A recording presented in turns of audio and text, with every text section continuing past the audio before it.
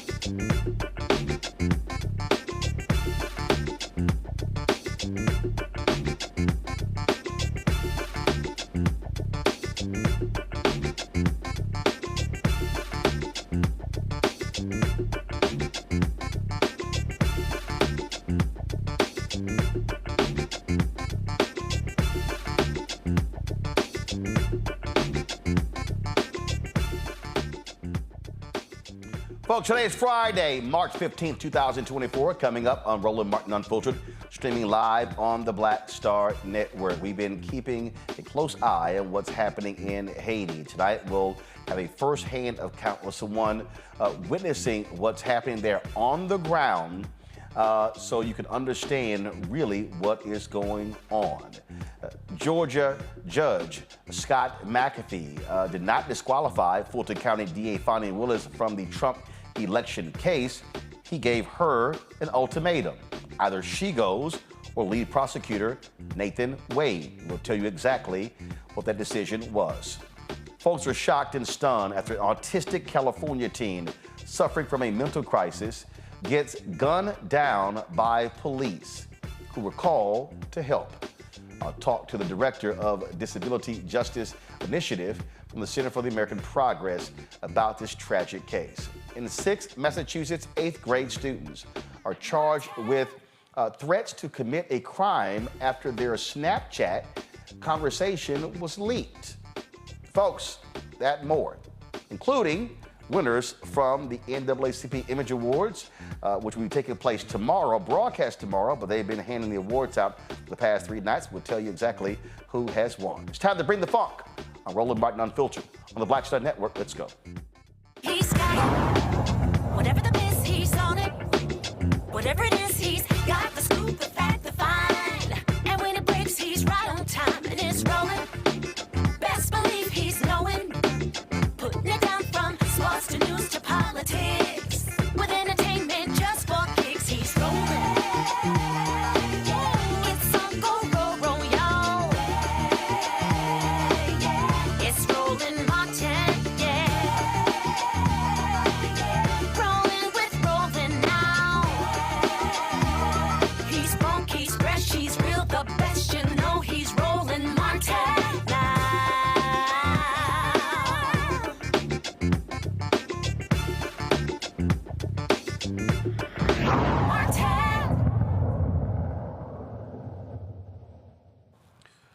what we're seeing unfold in Haiti is shocking and devastating as gangs rule Port-au-Prince and the country. You have a completely unstable political leadership. You have no one in control when it comes to the police or the military. And everyone is trying to find a solution to put the country back together. My next guest, Monique Kliska, is a journalist, former UN official, and member of the Commission to find a Haitian solution to the crisis. She is a native of Haiti, and again, is a resident, and she joins us right now. Monique, glad to have you on Roland Martin Unfiltered. First of all, how long have you been there? I have been there since early January after spending the holidays with my family in Miami. And how long? I mean, obviously we've seen tumult going on there for quite some time, but really since the assassination of the president, the country has been thrown into turmoil. How bad has it gotten? You're there. You're seeing it up close and personal. It's gotten very, very, very bad. We had the riots in 2018, and things were pretty bad then. And every once in a while, there were massive demonstrations against corruption. There were demonstrations for social justice, corruptions, anti-impunity, protest movements against anti-impunity. And then from 2018 up until 2021, that pretty much was the rhythm. The gangs were there. They were kidnapping, they were killing, they were raping. And then Jovenel Moïse died, the president, in 2021. He was assassinated in his bedroom, and a prime minister came about. The prime minister was illegitimate because, in fact, there was no parliament, no elections have been held for practically 8 years. So the prime minister was contested pretty much from the time he came. And so what has happened is that he did nothing to stop the gangs. And as a matter of fact, there are gang members who have said they have actually met with him. And I think one of the things that has to be understood, and I really want to be very clear about that because it is important, there has been an association of leaders, political leaders working with the gangs since about 2011. This is not a new phenomenon in Haitian history, but it is a significant phenomenon now because in the last 2 weeks, the gangs have basically taken over the whole administration of the country. They have taken over the country. This is what I could say, starting from 2 weeks ago, Thursday. They walked in the streets with their machine guns all over streets. It was not one street. It was not one gang member. There were like 10s on one street, 20 on another street, 10 on another street. And we lived it pretty much as it was going on because TV and radio was doing it live. And then a gang leader had a press conference, really, a gang leader held a press conference and said the gangs had come together and that they were going to basically take over, and they wanted Ariel Henry, the prime minister, who was at the time, I believe, in Puerto Rico or in the United States, not to come back. And in fact, he has not come back. So in essence, the gangs control the country because Haiti is a way that the capital is centralized. It's a nerve center of the country. So they hold the nerve center of the country. The airport has been closed now for 10 days, although other parts of the country are functioning. The northern part is a little calm. The southern part is somewhat calm also. But here, where I am, with about 4 million other Haitians, it is terror that we are living. See, the thing that is hard to fathom is, one, when you have political leaders who are aligned with the gangs, then you've got military or police folks align with the gangs, who the hell do people in Haiti trust?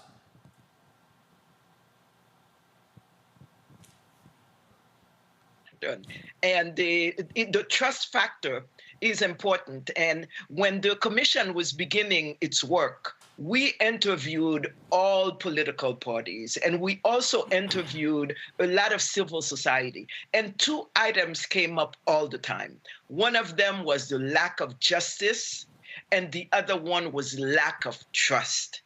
And what has happened in terms of the association of the gangs is that politicians get the gangs, or some politicians have even created gangs, according to UN report. They have armed the gangs. They have validated the gangs. They have empowered the gangs. So to get in power, they get gang members, or they create the gang to accompany them. And to stay in power, they do the same. So so the idea is to terrify us.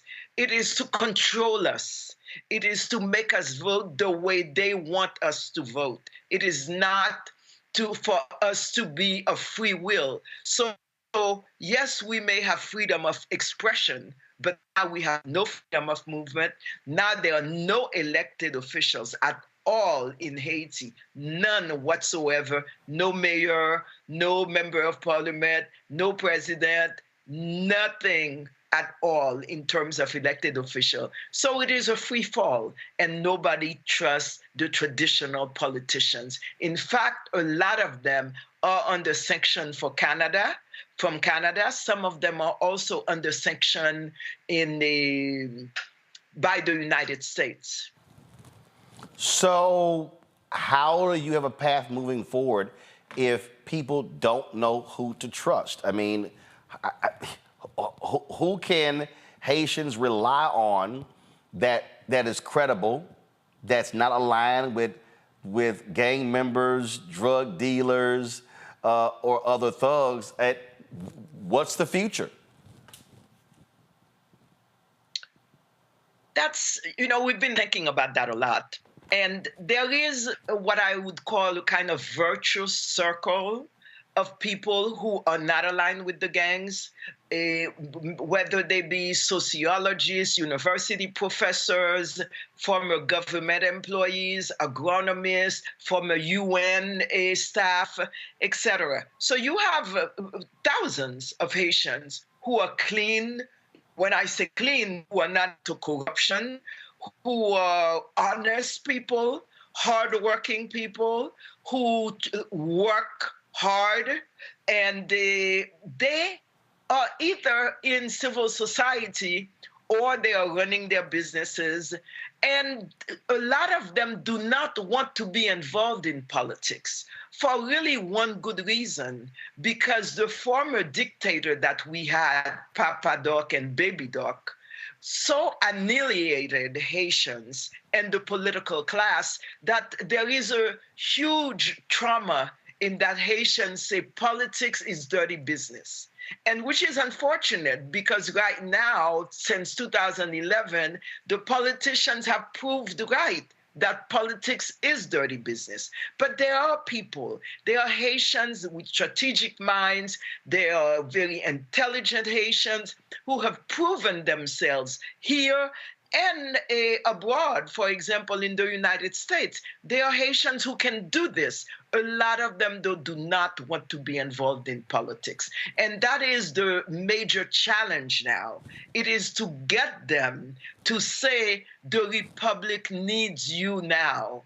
The citizens of Haiti need you now. This is not the time to stand aside. This is the time to come and provide your support, to provide your expertise, your experience. But there are people. It is just getting them out to actually do the work, and that is the major challenge. But right now, there are a lot of some politicians, some people from the private sector, some people from the diaspora, because there is a Haitian American organization that is working also, and some people from the political class who are trying to find a solution put together a kind of provisional commission that can actually run the country. It's going to be extremely challenging because the gangs are saying they want somebody else in the presidential offices. So it's going to be extremely challenging, particularly because security is a major, major issue. Plus, there is a humanitarian situation. Because what happens is when the gangs want to spread out and gain more territory, because that's how they came from 10% of Port-au-Prince to now controlling about 80% of the capital city. It is at one time they go and they just overrun different neighborhoods, and people have to grab a bag quickly and leave those areas. And some of these people are in schools, some of these people are in stadiums, some of these people are just out, even though it's raining a lot these days. So their people are, it's about 400,000 people who are in that situation. They call them displaced because they had to leave their homes. And then you have people who are hungry. The UN says there are about 4 million Haitians. That's about 1/3 of the population that is going hungry tonight. And there are thousands of women who have been raped. When I say women, some girls, young, like 11 years old, 12 years old, who have been gang raped, sometimes in front of their families. So it is a huge emergency. It is a disturbing, horrifying situation that we are living in. So whoever comes and takes power, and it will have to be a kind of communal, almost kind of power, because you need that to make peace, is going to have a very, very, very difficult, tough time to bring things to somewhere where we can go out. It's horrifying what we're going through. It's horrifying. Monique, and you are trying to leave the country, correct? I had to go to Miami because we are trying to do some advocacy with Congress.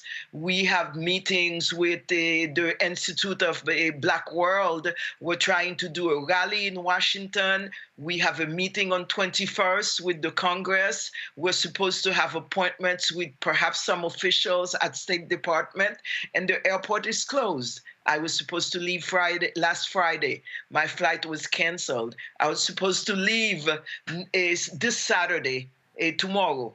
My flight was canceled, and the worst part of it is when I go to make a new reservation, nothing, because American Airlines is not able to say when the airport might close, when they might be running. So yes, I am here, stranded. Fortunately, I am home.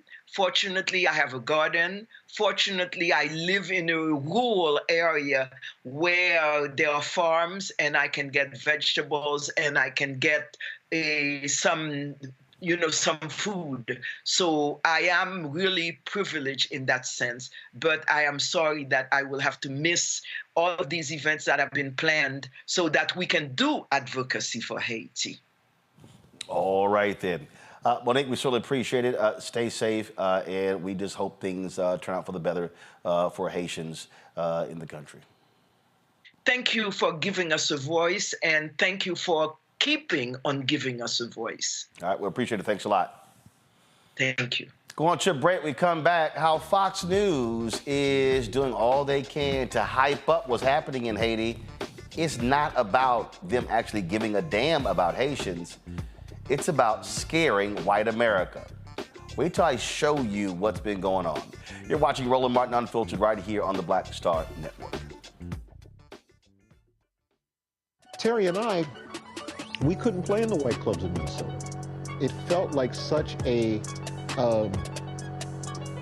strength through adversity type moment that I think black people just have to go through. We have to figure it out. You know, right. we make lemons out of lemonade. But there's a reason we rented a ballroom, did our own show, promoted it, got like 1,500 people to come out. Clubs were sitting empty. They were like, "Where's everybody at?" And they said, "They're down watching the band you wouldn't hire." So it taught us not only that we had the talent of musicians, but we also had to have the talent of entrepreneurship. It wasn't like a seat at the table. It's like, no, let's build the table. That's right. We got to build the table. And, that's right. And that was the thing. And of course, after that, we got all kinds of offers. Of course. Right, to come play in the clubs. But we didn't do it. We said, like, no, we're good. No, we're good. We're good. And that's what put us on a path of national. And of course, when Prince made it, then it was like, okay, we see it can be done.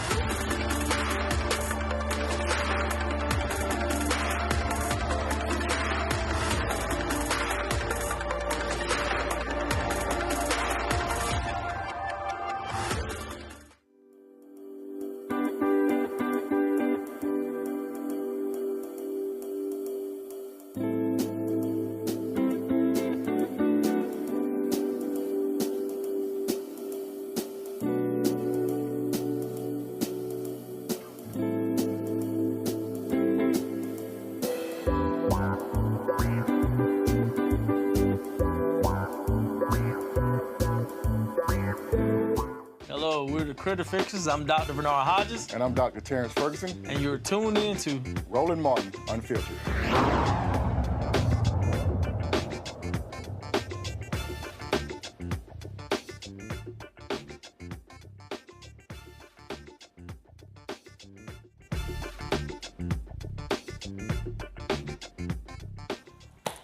All right, folks, welcome back to Roland Martin Unfiltered. You could always tell when mainstream media actually cares about something based upon what they cover. Well, then once you start looking at that, then what does the coverage look like? So check this out. Go to my iPad. So if you go to Twitter, I want you to type in Twitter. I want you to type in Twitter, Haiti. Okay? And so what you see you see top latest people, photos, videos. So here you got this right-winger, Benny Johnson, who posts this segment on Fox News. The Clintons supposedly sent billions in aid to Haiti through shady foundation. Now the country has descended into utter war. Fox News is asking, where does the $4.4 billion go? Now, we've had other people make the same allegation. Now, we had Jacqueline Charles on the show. Caribbean correspondent, award-winning Caribbean correspondent for the Miami Herald, who said, Roland, I covered this thing extensively. These things did not happen. You still got other people. The people try to come at me and say, oh, you're wrong. These things did happen. Okay, if you think they happened, please, then why don't you actually bring the facts forth as opposed to opinion? But check this out. So you go down here. So now here's the new one right here, okay? So you got this right-winger Colin Rugg. U.S. veteran-led group Project Dynamo is conducting rescue missions to save Americans trapped in Haiti, which has been taken over by violent gangs. The nonprofit estimates that about 500 Americans are trapped. So I want y'all to see what's coming. Then you have here, breaking, an illegal from Haiti has been charged with raping a disabled girl. So then you see what they're doing now, Fox News, a migrant charged with sexually abusing kids at church, one from El Salvador, one from El Salvador, one from Haiti. We told you the other day what's going on. So here you have Florida Governor Ron DeSantis saying Florida agents have interdicted a vessel that had 25 suspected illegal aliens from Haiti. They had firearms, they had drugs. That vessel was interdicted, and those illegal aliens were turned over to the Coast Guard for deportation. Now, we also know that where some of the folks who were involved in the assassination of the president, where they were from different parts. They were killers from Colombia, people from the United States. And so just understand this. So again, go back to my iPad. So you see right here, in terms of what they're doing. Oh, the rescue of 10 Americans by Corey Mills, and you see that, and you see, oh, there's that this Haitian illegal. You see racist Charlie Kirk. Another day, another violent crime by an illegal. This time this man from Haiti. And then you see right here, X is taking down the graphic video shared by Elon Musk and other right-wingers purporting to show cannibalism on Haiti. Okay, so then you go down here again, Fox News right here, State Department, U.S. not planning to evacuate Americans stuck in Haiti. Now, we told you before, and now all these videos, cannibalism in Haiti, they're going to be killing our people. Maria Bartiromo on Fox News. Oh, what's going on? They're not rescuing Americans from Haiti. We can go on and on and on. And remember, we showed you the other day how Matt Gaetz, they had a hearing, and he's out here going, oh, they are sitting here trying to, there's going to be a Haitian invasion of the United States. Do y'all actually believe Fox News gives a damn about Haiti? No, they don't. But the whole goal is to scare their white audience. Here they come. Here they come. First it was the Mexicans. Now it's the Haitians. Here they come. Y'all need to understand what's going on. People are not caring about Haiti. They don't actually care about how to fix what's happening in the country. It is about how do we scare white people into thinking, here they come. And again, Matt Gaetz, they're gonna be taking over South Florida. Now, they don't mind, follow me here. Matt Gaetz of the world, they don't mind when Venezuelans come here. They don't mind when Cubans come here. But damn them Haitians coming here. My panel joining me right now, Matt Manning, civil rights attorney out of Corpus Christi, Dr. Niambe Carter, associate professor, University of Maryland School of Public Policy out of D.C., Michael Imhotep, host the African History Network show out of Detroit.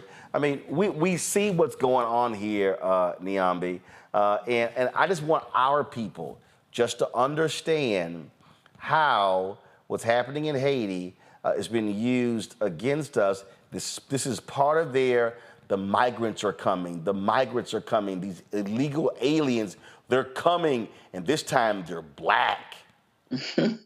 Well, it's part of a longer narrative that this country has been spinning about Haitians. I mean, you can take it back to the 19th century till independence, but even more recently, I mean, Haitians have been sounding the alarm about lots of things happening within their country, and your previous guest spoke about some of those things, and the United States was happy to turn a blind eye to it because it didn't suit our political interests. And here again, we have Fox News and others using Haiti as a political football, and the reality is far fewer Haitians get let in than most others who are asking for asylum, like you talked about, Venezuelans, Ukrainians, etc.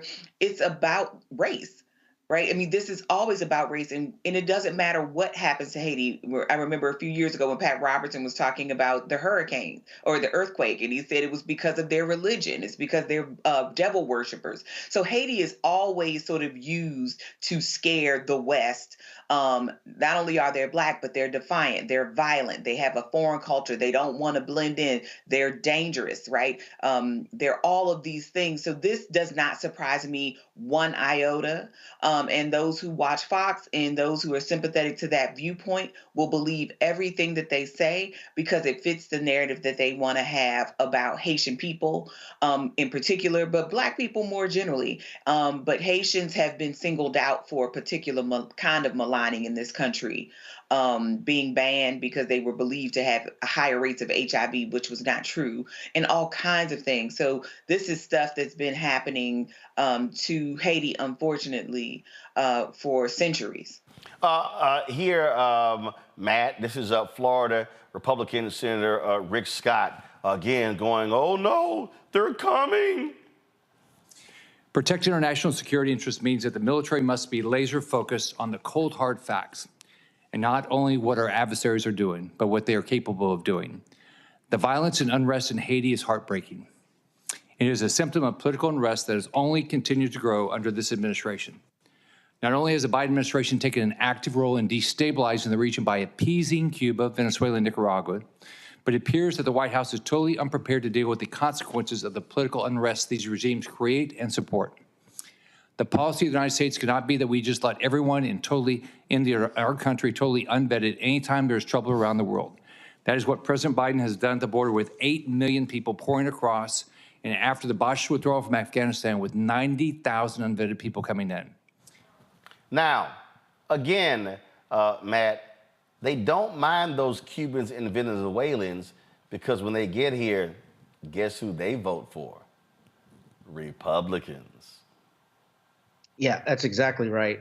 It's interesting that you say that because I had a conversation not long ago with a Cuban migrant here who's very conservative, and all he did was trumpet conservative talking points and talk about how we need to close our borders, and the same things you're saying and the same things that Rick Scott was saying, frankly, were coming out of his mouth here in Corpus Christi, Texas, a Cuban migrant who was telling me about how, we need to close our borders. And I think, the thing that's really heinous about this is, the idea that Rick Scott would say, oh, what's happening there is tragic. But, I mean, they're not concerned about humanitarianism. They're not concerned about making sure that all of the Haitians there are protected and have what they need. Instead, it's xenophobia. What you see is we need to make sure that these people don't come across our shores and become a dangerous monster that you need to be afraid of. I mean, even trying to invoke the fear about the number of people coming across the border when if it's people from Europe, if it's Ukrainians who are displaced, we don't have a problem with that. And I think Dr. Nyambi hit the nail on the head. It's about blackness. It's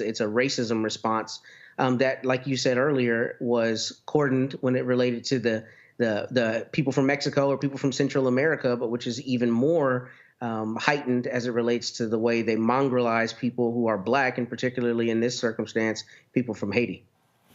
It is beyond laughable to watch the lies that are unspooled constantly. And they're just all of a sudden, I saw this one video, Michael, where Will Cain was talking to some Haitian so-called expert, and dude was getting stuff just wrong left and right. And so again, they're just throwing stuff out. Matter of fact, here's the segment. Watch this here. Listen to this here. So Haiti is descending into chaos here. It's another embassy over the last several years, this time under the Biden administration, that has to be evacuated. Good morning, Will. Well, I think this is number 8 now that we've seen evacuated. We saw helicopters last night coming in to take U.S. personnel out. This is an example of a country where we've had a combination of neglect and conceit. Neglect, we haven't had an ambassador there in over 2 years. Conceit, we've been trying to prop up a prime minister who really was never elected and did not have any support from the population. So it's a little predictable what we're seeing here. Yeah, there's this quote. So the former prime minister was assassinated back in 2021, and we put our weight behind this guy. There's this quote that we backed the wrong horse. We rode it into a dead end. Okay, straight up lies. Straight up lies. In fact, the folks at Decoding Fox, this was they tweeted, Will Cain gets basic facts about Haiti wrong. The president of Haiti appointed the prime minister, then the president was assassinated. Cain said the prime minister was assassinated. The expert he had on didn't correct his mistake. So they're just throwing out crap just willy-nilly, no understanding at all, because again, the goal of the right now, and if y'all just look at all the stuff, oh, this gang leader barbecue, they're eating people. They're coming to America next. They're eating people. This is all about how do we demonize people of color to scare white people to vote for Trump. Yeah, Roland, I was looking at some articles. I Googled some articles. I just Googled Fox News, Haiti, to see what came up. And I saw some of the articles you talked about, and one dealing with conservatives blast Biden after Haitian migrant charged with raping teenage girl. Enough is enough. One talking about billions of dollars invested in Haiti since 2010. Earthquake have not improved country. We're still working, etc. What you're looking at is like you said, it's a fear campaign targeting Fox News audience, older white people, most of them without a college education. But this is also, I would argue, another variation of the great replacement theory that we know some Fox News hosts propagated, and a former Fox News host, Tucker Carlson, that white people were being replaced by immigrants, et cetera, and, these people are going to vote for Democrats, et cetera. so you have that taking place here, and then you have now what's interesting is they're saying, okay, you have all these immigrants coming across the border, et cetera. But at the same time, Republicans killed the immigration bill, which was probably the most conservative immigration bill proposed by Republicans in the last 30 years and accepted by the majority of Democrats. Senator John Langford of Oklahoma led that charge, and it was Donald Trump who killed the bill and told Republicans in both the House and the Senate, especially the House, to kill the bill. So now they're talking about the problem with immigration and these undocumented immigrants coming in, and they're going to have guns and things like this. But you all helped kill the bill. So I'm confused. Which one is it? Okay, but also, I don't want to hear any Republican talking about security in Haiti when the Republican congressman over the committee there, Foreign Relations Committee, won't release the $50 million for security for Haiti. Yeah. I don't want to hear it. 30 seconds. Yeah, won't do that. But, at the same time, I think it's really important to really understand the history of Haiti. And going back to 1914, when U.S. Marines went into the Haitian National Bank and stole $500,000 worth of gold, and then the U.S. was in control of Haiti for about another 19 years up until 1934. So there's a deep history. Yeah, yeah. First of all, you don't get today without understanding that particular history. All right, folks, hold tight 1 second. We come back. The judge renders his decision regarding Fulton County DA Fani Willis. He gives her an ultimatum. She goes or Nathan Wade goes. He's made his choice. We'll discuss that when we come back right here on Roland Martin Unfiltered on the Black Star Network. Be sure to support us in what we do. Join our Bring the Fuck fan club. Folks who give during the show get a shout out right here. Send your check and money order to P.O. Box 57196, Washington, D.C. 20037-0196. Cash App, $RM Unfiltered. PayPal, R Martin Unfiltered. Venmo is RM Unfiltered. Zelle, Roland at RolandSMartin.com. Roland at RolandMartinUnfiltered.com. Be sure to download the Black Star Network app, Apple phone, Android phone, Apple TV, Android TV, Roku, Amazon Fire TV, Xbox One, Samsung Smart TV. Back in a moment. Next on the Black Table with me, Greg Carr. An hour of living history with Dr. Richard Mariba Kelsey, thinker, builder, author, and one of the most important and impactful elders in the African American community. He reflects on his full and rich life and shares his incomparable wisdom about our past, present, and future. African genius is saying that my uncle was a genius, my brother was a genius, my neighbor was a genius. I think we ought to drill that in ourselves and move ahead rather than believing that I got it. That's next on the Black Table, here on the Black Star Network. On the next Get Wealthy with me, Deborah Owens, America's Wealth Coach, less than 5% of the top executive positions in corporate America are held by women of color. We know it's not because of talent. A recent study says that it's microaggressions, unconscious bias, and limited opportunities being offered to women of color. On our next show, we're going to get incredible advice from Francine Parham, who's recently written a book sharing exactly what you need to do to make it up into the management ranks and get the earnings that you deserve. I made a point to sit down and I made a point to talk to people. And I made a point to be very purposeful and thought-provoking when I spoke to them. That's right here on Get Wealthy, only on Black Star Network.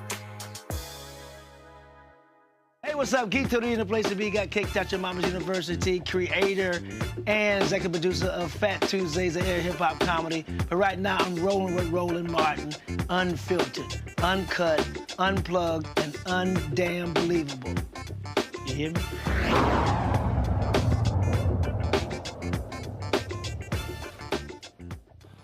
Folks, the big news out of Atlanta involves the case of Fulton County DA Fani Willis and whether she or her lead prosecutor, Nathan Wade, can continue. Today, Judge Scott McAfee ruled that Fani Willis may remain on the case, but what has to happen, she or Nathan Wade must resign. Well, this is the front page of the Atlanta Journal-Constitution. Wade resigns, allowing Fulton DA Willis to move ahead with Trump case. Now, in this particular decision, the judge makes it perfectly clear about the bad decision-making of a DA, Fani Willis, in terms of her decision to get involved with Nathan Wade and then to hire him to be a part of the team. Joining us right now, folks, from Atlanta is attorney J. Edward Shipp. Glad to have you on the show. Attorney Shipp, this is very simple, and I've said this repeatedly. And the judge basically makes the exact same decision. Fani Willis screwed up. She should not have had Nathan Wade on this case if she's going to be involved in a relationship with him. He ruled that it did not have an impact here, did not have an impact at all. Now, of course, in his letter, Wade said that I'm proud of the work our team has accomplished in investigating, indicting, and litigating this case. But the judge had some stern words for the decision-making of DA Fani Willis. Your thoughts? So, first off, thank you for having me, brother. Let's just go ahead and dive into it. The judge did say, yes, this was a bunch of bad decisions in which you made, DA Willis, and it's brought us to this point. But again, what I've always said is none of this prejudiced any of those defendants. And he made sure to let that be known, that none of this prejudiced any of you. Even going as far as talking about the forensic misconduct situation, which they brought up, in which DA Willis talked about what she was going through at the church. So again, it just reaffirmed the fact that, like DA Willis said, she's not the one on trial here. Right. Those defendants are the one on trial there. The problem here is, and I had a conversation with several people earlier today about this, and what I said is, if you just go back, the judge said, yes, there was no conflict of interest. Did she do anything illegal? Nope. And so we have all of that. The problem is, if you're DA Willis, you know how the stakes of this case. You know how major this is. And what you tell your entire team, I need everybody to be clean as a whistle. What you don't do is create the problem. So for 2 months now, we haven't discussed the case. We've discussed who paid for dinner. Do you drink wine? Did he have a door opener to your garage door? How many times he came by? With all of that, and so this is why this was a mistake on her part. If she doesn't put Wade on the team, none of this happens. That's true. I would agree with you on that, and I would even concede the point that this was an unforced error by the decisions that were made. But again, this has been Trump's whole thing, to delay, obstruct, deny. Right, which is why you don't help them. You don't hand them a gun and then say, hey, here are the bullets too. I would agree with you on that point. But again, this is an unprecedented thing. You haven't seen a president be charged and do the type of things that he has done. And that's why you don't do it. That's why, that's what drives me crazy the most. Again, if you're sitting in Fani Willis' position, I'm telling you, you sit here and say, yo, I need everybody to be clean. Y'all can't pay no bills late. I need water bill up to date. You can't have no tax liens. Hey, if you married and you got a side piece, yo, cut that off until after this sucker is over, because they're going to go after all of us. But you can't have the person in charge going, by the way, my man gonna be the lead prosecutor. I think one of your previous guests made a good point in that she talked about how there was going to be opposition research done, and DA Willis probably wasn't used to this. I mean, who has ever heard of opposition research being done on a sitting DA for a case that they are trying? Hey, bro, listen, I feel you. I understand your point, but I can't buy it. Because you already said it. No, first of all, you got to understand, I can't even use the word president in relation to his name. But no former occupant of the Oval Office has ever gone on trial. You know all eyes on you. You know, if you Fani Willis, you can't even drive fast. You just gotta understand, and my problem is, we're not even having this conversation. That initial decision wasn't made. Now, and here's the other deal, bro. When the motion was filed, that's when her and Wade should have got together and they were like, they know. They know. So what did they do? They fought it. Why are you fighting it? Y'all were together. Remember, they fought it. They were gonna do the same thing. They were gonna do the same thing regardless. If he would have left at that point, they still would have went through with the motion. Well, but here's the deal though. Remember, they fought the motion, and then the whole dramatic, she shows up, I'm ready to testify, and they're like, well, I guess we're not fighting the motion now. Okay. So to me, okay, right. Well, the moment they filed that motion, look, when she went to that church and didn't deny it, I was like, yeah, they been knocking the boots. And that's when she should have said, they know, I need you to step down. Now, and I think had that happened, you still would have had some stuff happen. I don't think it would have been this intense, but at that moment, you got to cut it off. You got to cut the cancer out the body, because at that moment, it can't spread. But they fought it. They fought it. Now, Matt, you shaking your head. All right, Matt, what's the problem? I'll wait till my time, but I think she did the right thing. I don't think she should have immediately canned him, because that would be evidence of impropriety. I think fighting it was the right way to go, because the moment they cut him loose in relation to the motion being filed, then it's like, why did she cut him loose so quick? Because something must have been going wrong. So I think they. But here's the deal, though. Where we at today is what it was going to be. Somebody had to go. This is where this is not a legal thing. This is where it became, Michael, a public relations thing. Now, understand now what has happened by the cascading effects of this decision. He's on motion file. You fight it. We go for 2 months. Congress now wants some documentation on what federal money is used. Now the state of Georgia has created this whole panel. Now all your business out, your dad is testifying. This is all the things that happened downstream because of that one decision. I fundamentally believe when that motion was dropped, that's when you have to go, yeah, I'm not about to sit here and I'm about to keep fighting and he's still gonna be on it.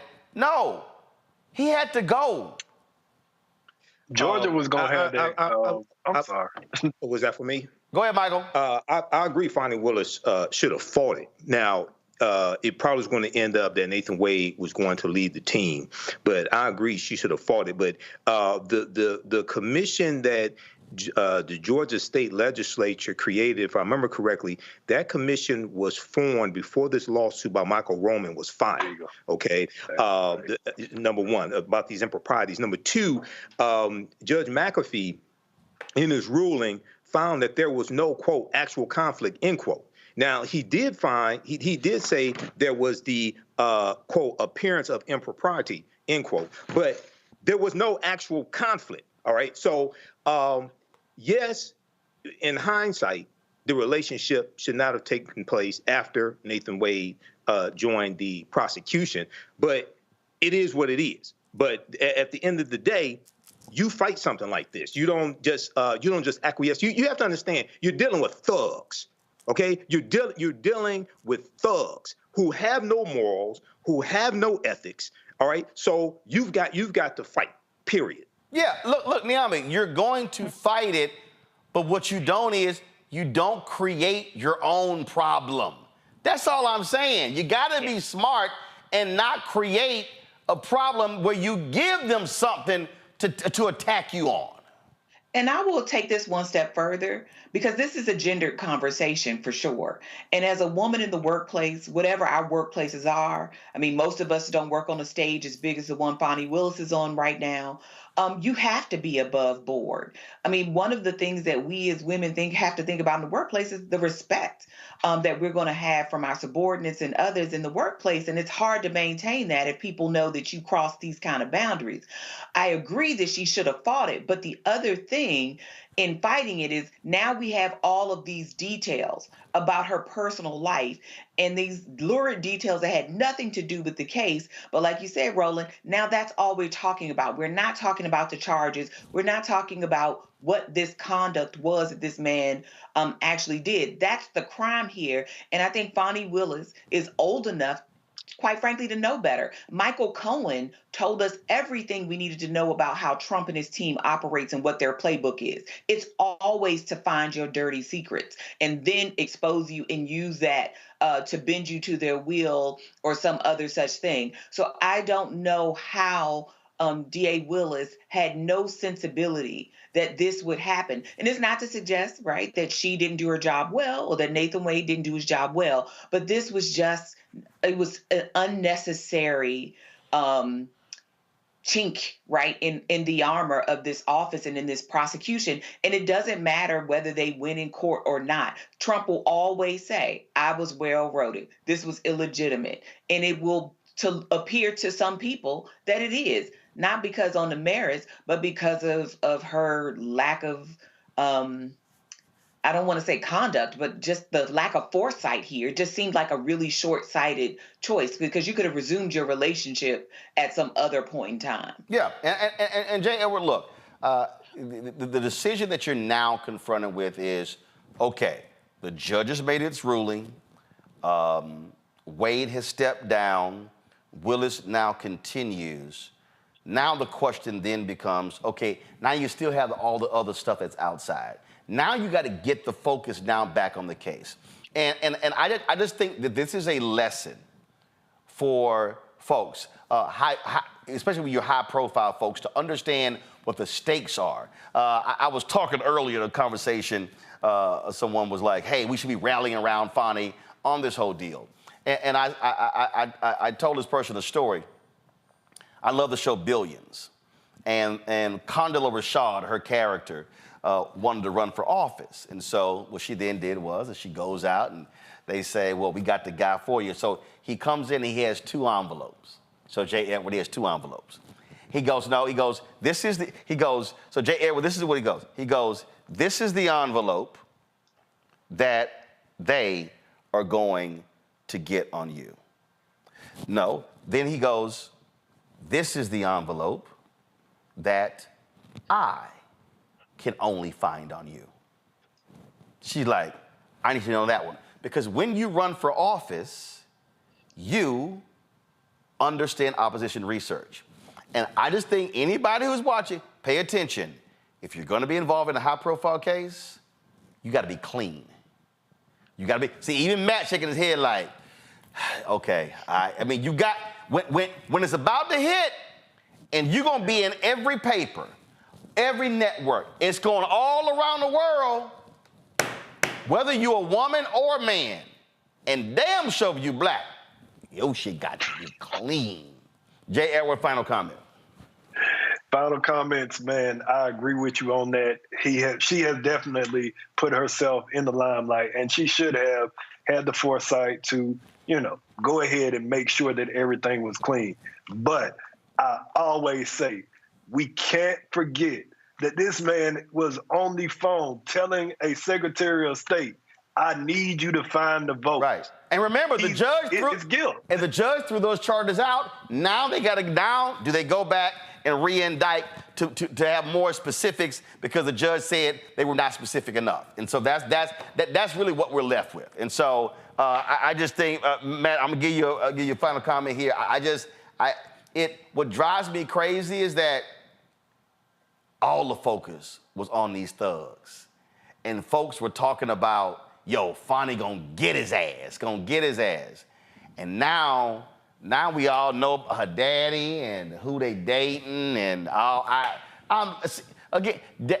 That's not the stuff you want folk talking about when it comes to your legal case.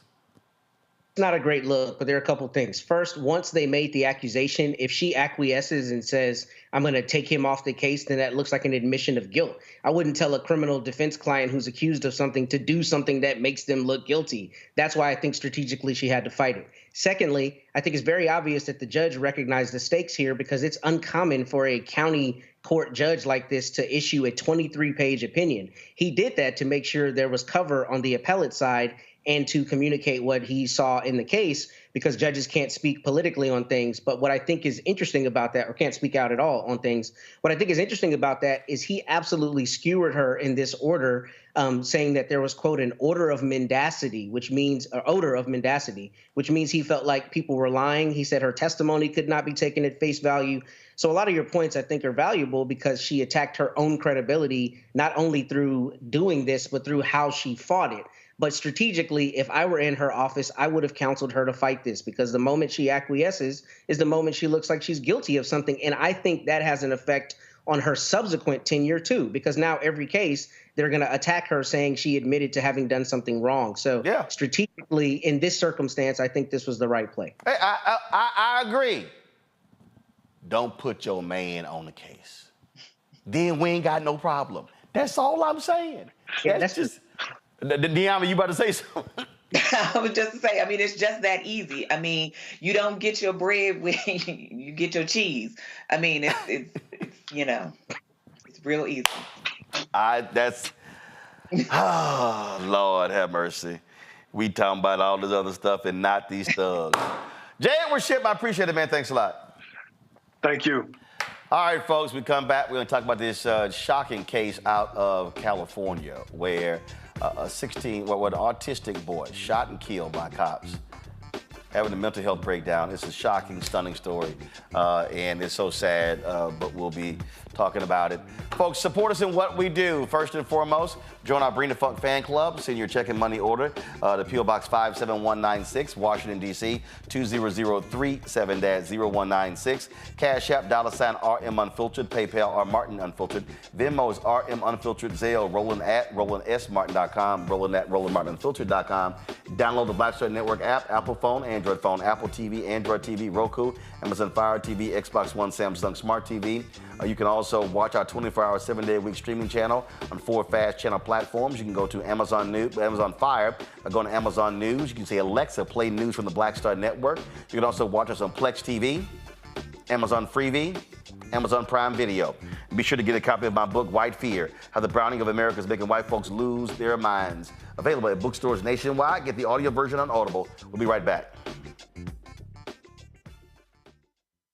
I'm Dee Barnes, and next on The Frequency, Beyonce has always been country. We're talking to music, pop culture, and politics writer Taylor Crumpton about her new article on Beyonce's new country songs and how country music has always been part of Black culture. Since the release of Texas Hold'em in 16 Carriages, there has been a definition of what Black country music is and a definition of what white country music is. White country music historically has always won the awards, have always got the certifications. Black country music has not. This is a conversation you don't want to miss. That's next on The Frequency on the Black Star Network.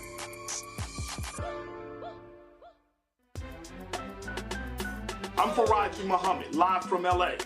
And this is The Culture. The Culture is a two-way conversation. You and me. We talk about the stories, politics, the good, the bad, and the downright ugly. So join our community every day at 3 p.m. Eastern and let your voice be heard. Hey, we're all in this together. So let's talk about it and see what kind of trouble we can get into. It's The Culture, weekdays at 3, only on the Black Star Network.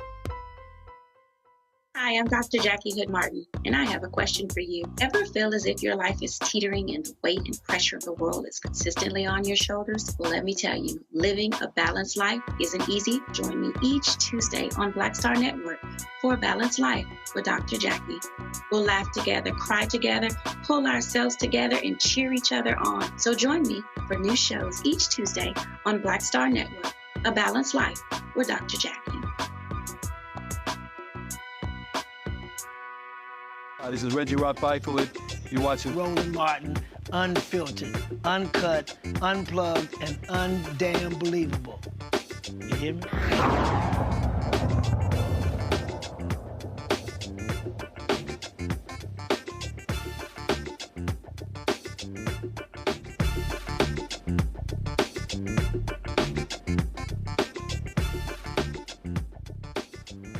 On March 9th, the family of an autistic 15-year-old boy called the Apple Valley, California police for help. According to reports, Ryan Gaynor was assaulting family members and damaging property. When officers arrived, this is what happened.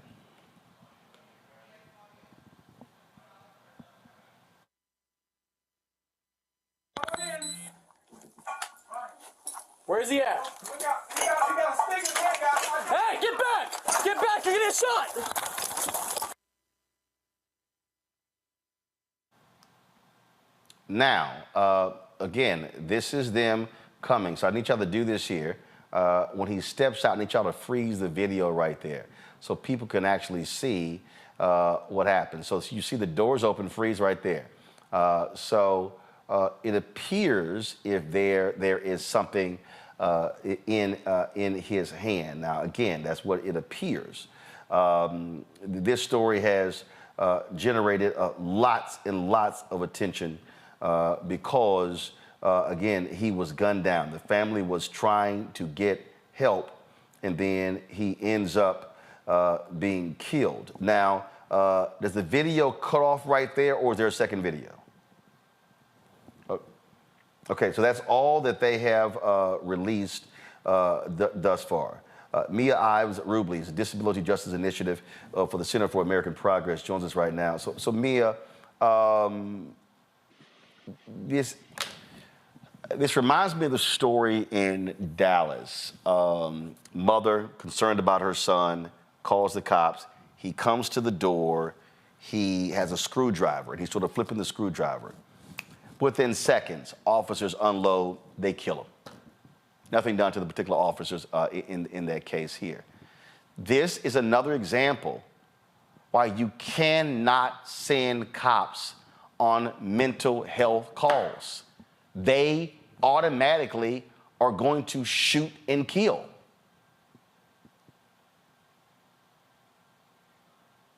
Mia, I think you're on mute. I think you're on mute.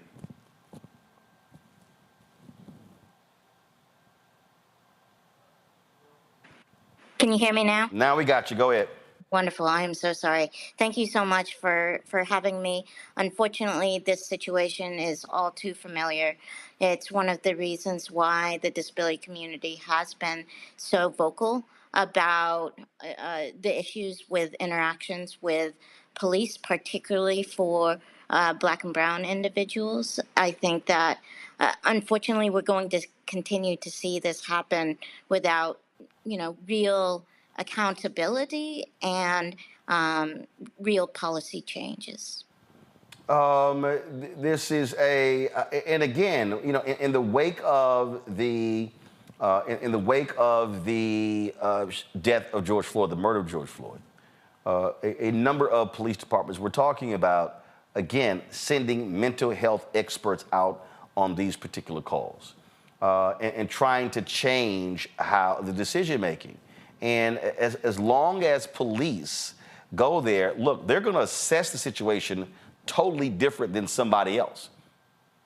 100%. I was trained as a clinical social worker and understand what goes on in a lot of these cases, having worked with individuals with mental health disabilities for over 6 years as a counselor. And so, I think that we have a real problem that stems historically. I think that we have significantly underfunded programs that could actually help individuals with mental health disabilities.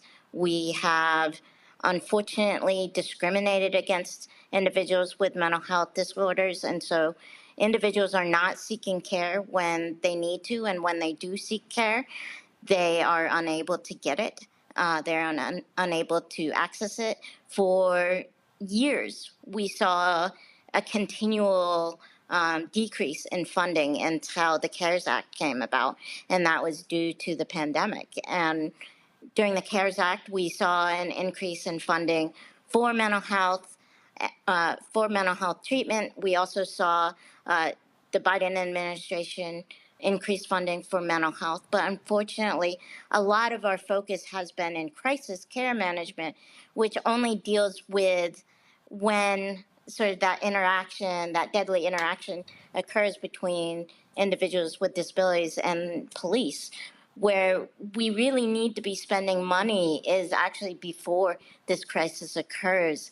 And unfortunately, we're still seeing significant issues of people being able to access care. We've seen a lot of discrimination and a lot of making fun of people with mental health disorders, a lot of criminalization of it. And so people don't feel comfortable trying to seek mental health care. The thing here, Niambi, first of all, a San Bernardino sheriff's deputy is the one who shot Ryan Gaynor. And it was at the family's home again in Apple Valley, California. Now, here's what's interesting. So the sheriff's department, they have not released a full body cam video. Now, this is a story I'm pulling up from The Guardian. During the roughly 5-minute call, the woman said the other relatives were trying to keep their distance from him. At one point, she said, "He's talking to my dad right now.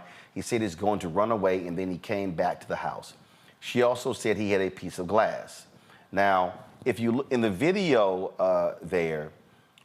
the officer comes up, and the officer actually does something that we often talked about they should.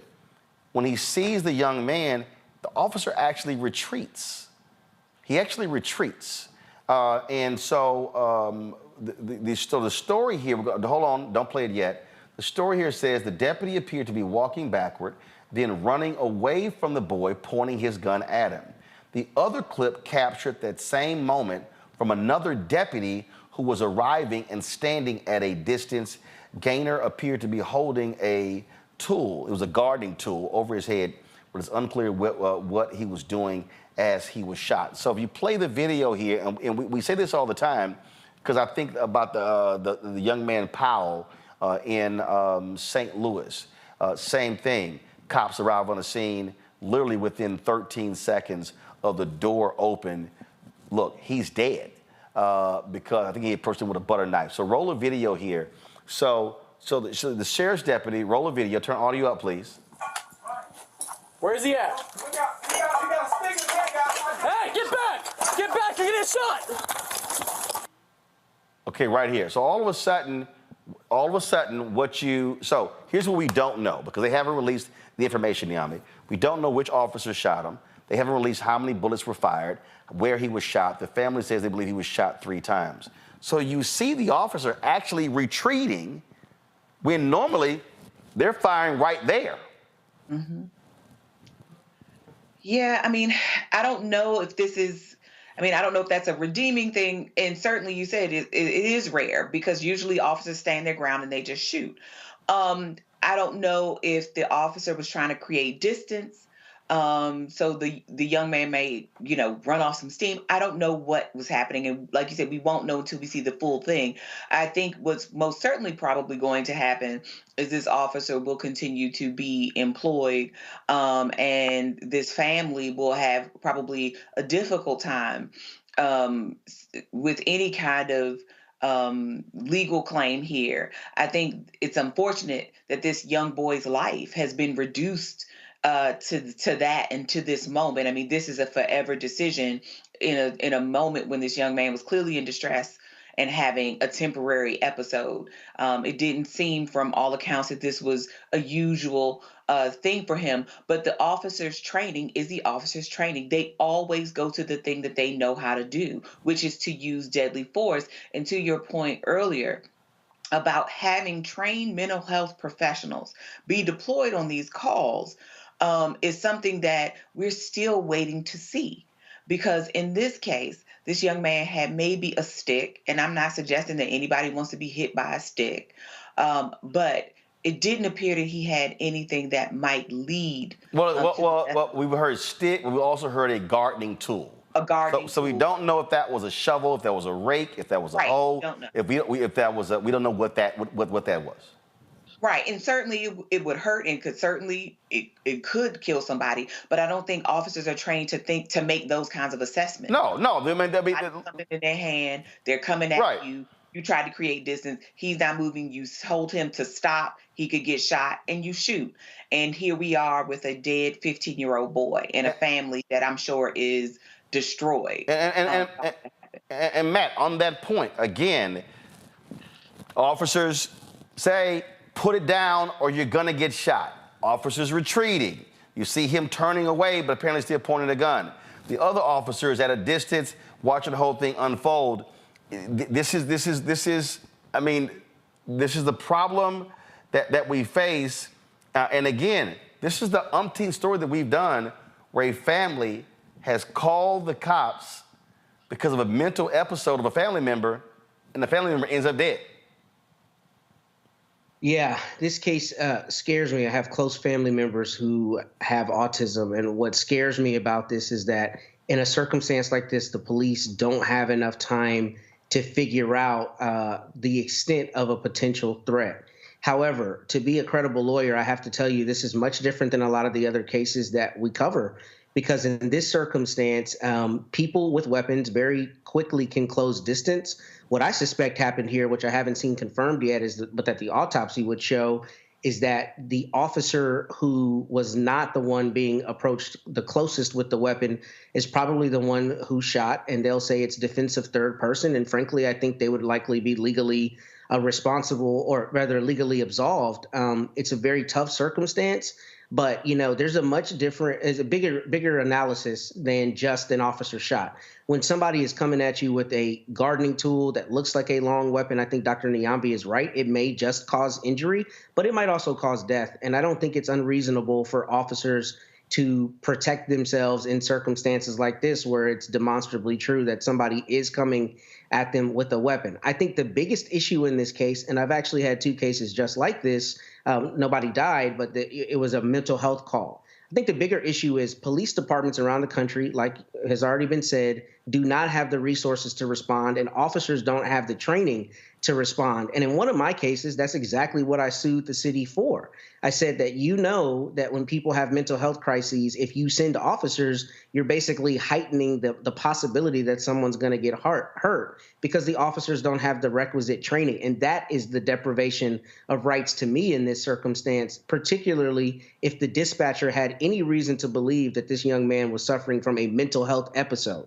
That's why you send crisis intervention teams. That's why you send trained social workers to make sure that someone who is unable to control their conduct by virtue of a mental illness is not harmed, because an officer is not able to read that as mental illness rather than them merely attacking them. So the bigger systemic issue here, as has already been said, is officers not accommodating, or police departments not accommodating for that mental illness. And that's why in one of the cases I had like this, I brought an ADA violation, because people with mental health issues are entitled to have officers accommodate those issues.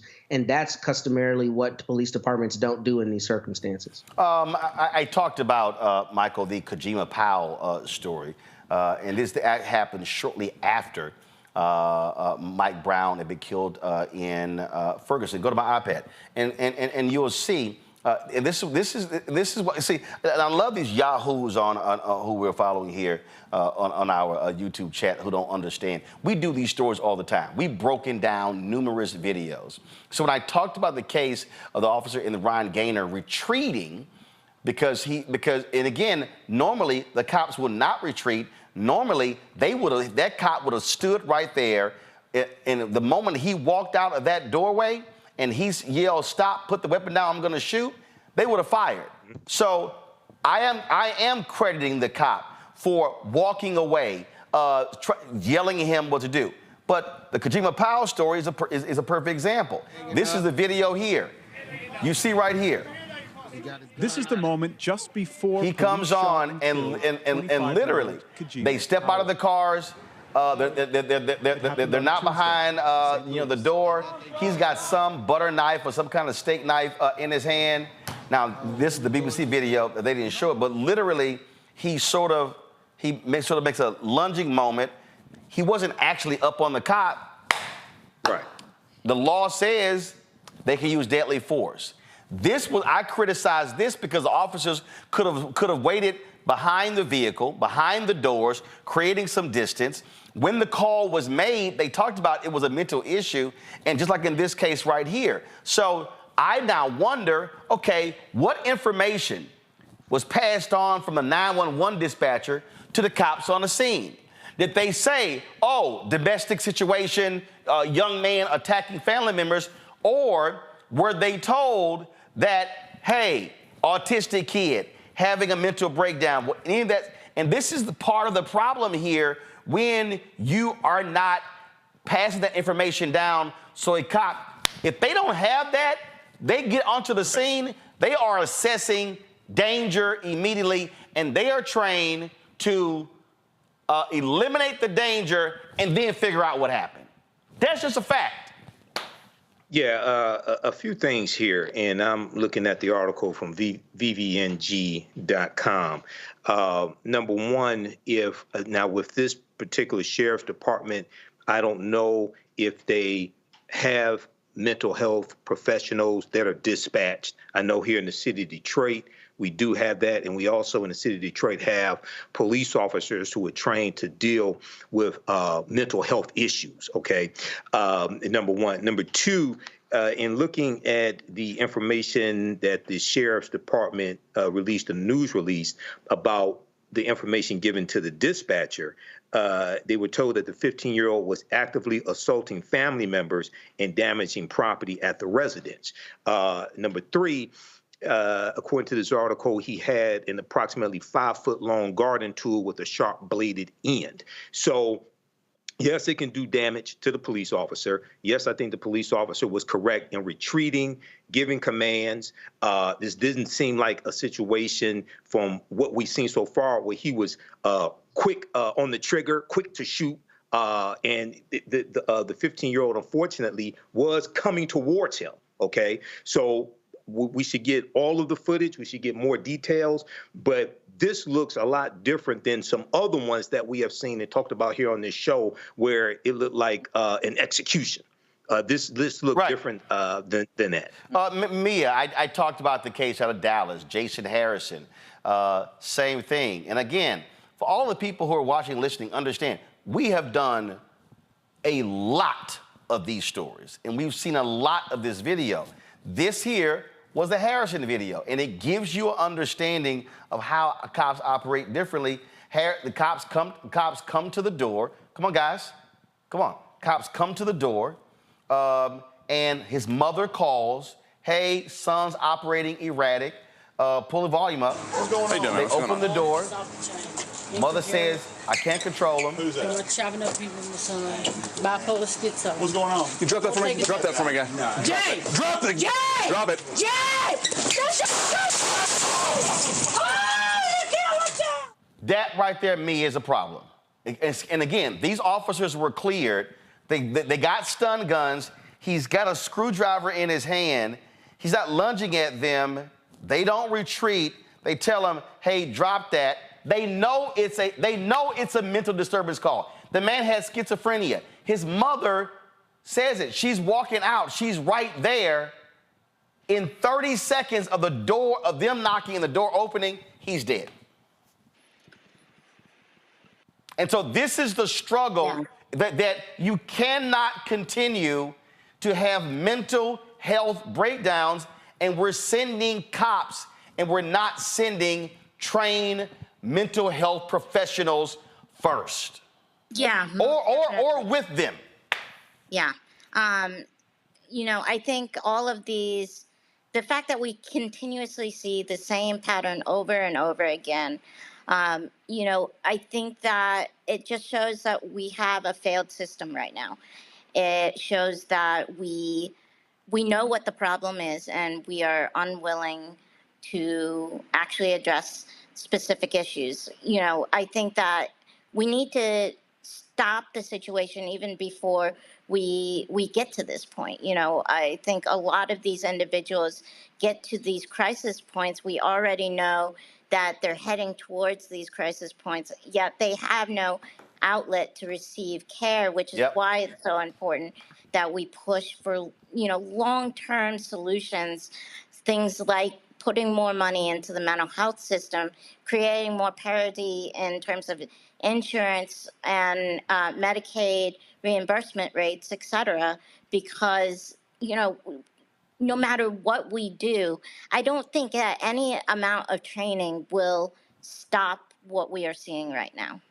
No, because police officers, it is their training. Matt, you often talk about it, but folks who don't know, just walk people through, one, frankly, what their training is and how the law allows for them to use force, deadly force, when dealing with one of these situations.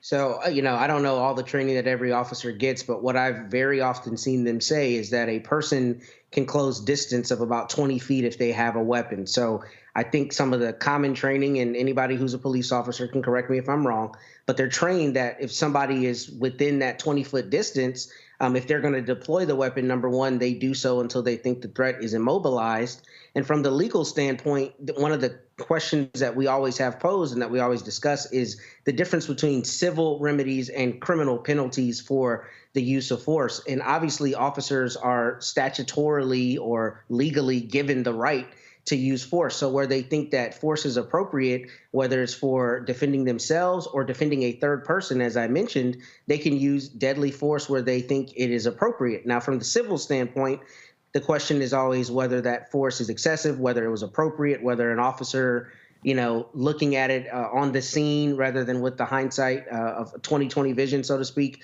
would do the same thing. That's the question from a civil standpoint. Criminally, I think it would be very hard to charge these officers because the video shows very clearly there was a threat coming to them, and that's just demonstrably true. The civil question of whether the police department should have had an appropriate response that, you know, responded to the mental health crisis is a different question. And that's where I think the due process of law issue comes up for the family. But in the relation of force and excessive force, I think this is going to be a difficult lawsuit. I cannot imagine there will be a criminal prosecution because the video very clearly shows that when they got there, they were approached by someone with a weapon that could do serious damage. And just frankly, their training says shoot till you immobilize the threat. Yep, folks, this is from August 2023, a story from the Associated Press. Many big cities now answer mental health crisis calls with civilian teams, not police. And inside of the story, it talks about, let me pull it up, give me 1 second. Data gathered by the Associated Press show at least 14 of the 20 most populous U.S. cities are hosting or starting such programs, sometimes called civilian alternative or non-police response teams. They span from New York and Los Angeles to Columbus, Ohio, and Houston. They boast annual budgets that together topped $123 million as of June. Tamara Lynn of the National De-Escalating Training Center said, quote, if someone is experiencing a mental health crisis, law enforcement is not what they need. In Colorado, this was a result of a case of this young man shot and killed, Christian Glass, as part of the, as you see right here, as part of the $19 million settlement this spring with his parents. Colorado's Clear Creek County joined a growing roster of U.S. communities that respond to nonviolent mental health crises with clinicians and EMTs or paramedics instead of police. So, Mia, that really has to be the focus. If we're talking about how do we deal with this here, we've got to be advocating all across the country for cities to set aside money to have mental health professionals responding to mental health calls and not the police at the outset. Yeah, I think that's one of the solutions. But I also do think that we need to pay more attention to the back end, including more money towards, wraparound services for individuals with mental health. Yeah, absolutely. Mental health care.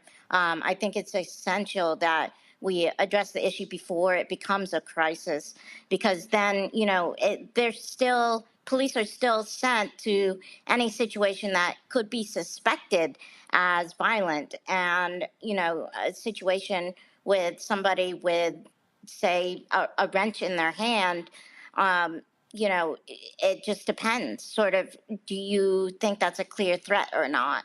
And so I really want to emphasize the importance of wraparound services like critical time intervention, the ACT services, et cetera, that provide case management, it provides medication management, and it provides mental health support.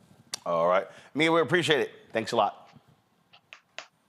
Folks, going to a break. We'll be right back. Roland Martin Unfiltered on the Black Star Network. Back in a moment. Hatred on the streets, a horrific scene, a white nationalist rally that descended into deadly violence. White people are losing their damn minds. As an angry pro-Trump mob storms the U.S. Capitol, we've seen shooting. We're about to see the rise of what I call white minority resistance.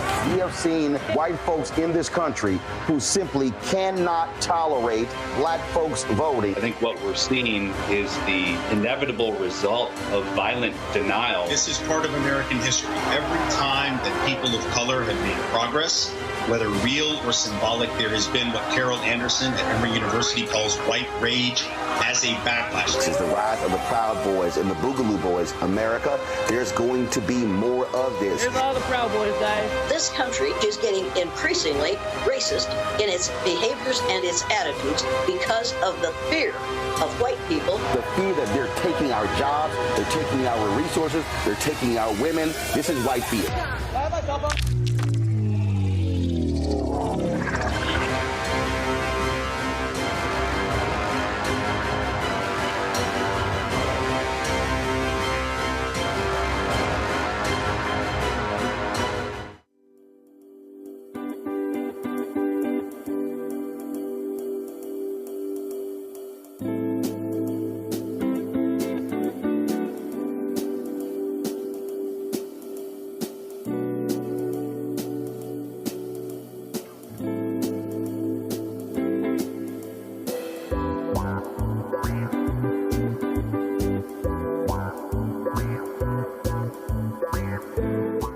What's up? It's Sammy Roman. Hey, it's John Murray, the executive producer of the new Sherry Shepherd Talk Show. It's me, Sherry Shepherd, and you know what you're watching, Roland Martin Unfiltered.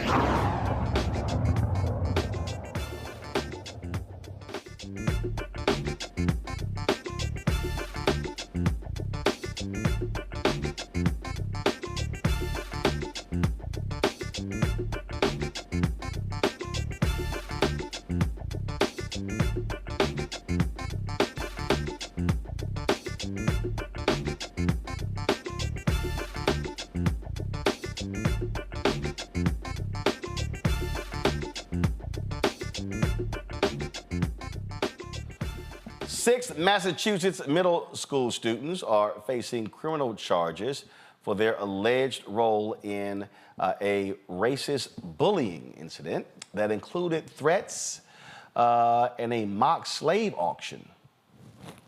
The investigation revealed that several 8th grade students from Southwick Regional School were on Snapchat making hateful and racist comments, including notions of violence towards people of color, racial slurs, derogatory pictures and videos, plus a mock slave auction directed at 2 juveniles known to them. The juveniles will be charged with threatening to commit a crime, 2 with interference with civil rights, and 1 with witness interference. Because the cases will be prosecuted in juvenile court, many details about the suspects and the allegations cannot be publicized. I must say, Michael, listen, I keep telling people the beauty of social media, folk gonna tell them themselves. Yeah, people will tell on themselves. People will brag about it. People will distribute the information, and then go to school and talk about what they put on social media. So it's good that these 6 juveniles, these teens, were caught and charged with racial bullying. But the question then I would ask, and I've seen numerous stories like this over the past few years. The question I would ask is, one, what made them think that this was permissible? What made them think that this was acceptable behavior, number one? And two, where did they learn this? What was their rearing? I'm not blaming it on their parents, but I'm just wondering, you know, how were they brought up? Okay, how were they reared? So, and lastly, these people, these children these youth who were targeted, they will probably need some type of counseling also. Okay, so I'm glad this is caught, but this is one of the reasons why the history of African Americans has to be taught in every school across the country, because largely the way you treat people is based upon what you've been taught and what you read about them. So I'm glad this has been exposed. Listen, this is real all across this country, Niambi, and we see it whether we're talking about elementary school, junior high, high school, college. It don't matter. Yeah, and to Michael's point, I mean, this notion that this generation is somehow more progressive on race than previous generations, I think we have to throw it out the window, because what people forget is that people who have these kinds of perspectives went on to have children, and their children have children. So these young people, ideas I don't think came out in a vacuum, and I agree with Michael, I'm not blaming the parents, but I think this is a larger commentary about our country. And young people are not exempt from these attitudes and these ideas that we think belong to yesteryear or to a previous generation. They are just as much susceptible to these kind of notions of an anti-Blackness, and the willingness to now put this on the internet, I think, is probably the difference that we've seen. And not only to put it on the internet, but to torture their colleagues virtually, as well as potentially in person, I think is also just a different moment, or speaks to the different moment that we're in with the prevalence of social media and the ways that the internet and these different platforms can be used to further harm our children. Absolutely. Matt? Well, you know, I tell people all the time who I represent, be very careful what you put on social media. I mean, it's good that these teens were caught before they did something. And I do think that there is a conversation we can have about not only the First Amendment, but about where a threat truly begins and where poor decision-making and poor commentary, you know, ends. I'm not in any way saying these kids should be defended for what they said, but I will tell you, this does kind of concern me, because there are a lot of young Black kids who could put something in a Snapchat that they don't think is as problematic. They should have known here, obviously, and they end up getting prosecuted or having issues. And I've seen that happen a lot of times in the school context. So I say that to say what parents should take from this is be very, very careful and very, you know, instructive with your children about what they put into the online space. These kids here deserved it, it sounds like. But there are kids who have been prosecuted and who have gotten caught up on things that they did not think were as serious as what they put. So with my 13-year-old, you know, I'm very hard on him about what he texts and what he puts anywhere into the public space, because this can obviously bring you criminal responsibility for it. And I think a lot of our kids don't recognize sometimes the things that they say can be taken as threats. However, here, in this circumstance, it sounds like they have pretty good evidence that these kids were actually planning to do something. And I'm glad they caught them before they did it, because this is actually a huge issue with young people these days. A lot of times they're making threats to schools and to other kids on Instagram and other social media platforms. And we have to make sure we're vigilant to protect our kids and make sure that, you know, we see something like this and we stop it before it actually becomes physically harmful. Yeah, and people just, I mean, have to understand that some people go, well, you know, these just kids being kids, not when you're now dealing with school shootings. That you just can't excuse it that way. I think a lot of us manage to be just kids and never do stuff like this to people on the internet or otherwise. So I don't think that that's going to hold. You know, kids get into lots of things, but I don't think this is in the realm of what we should normalize as young people's behavior. I think many of us have went through our whole lives and never done things like this to anyone. Oh, absolutely. Go ahead, Michael, go ahead.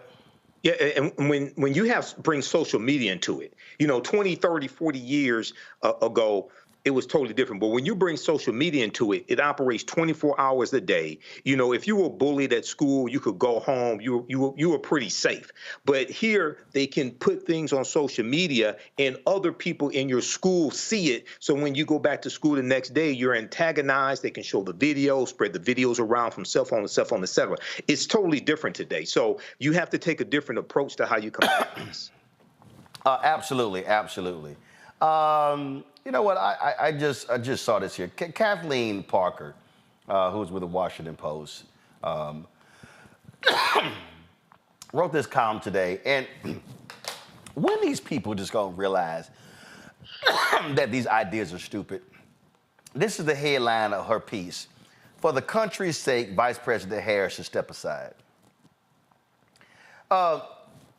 Kathleen Parker, for me, ain't the brightest bulb in the dark room.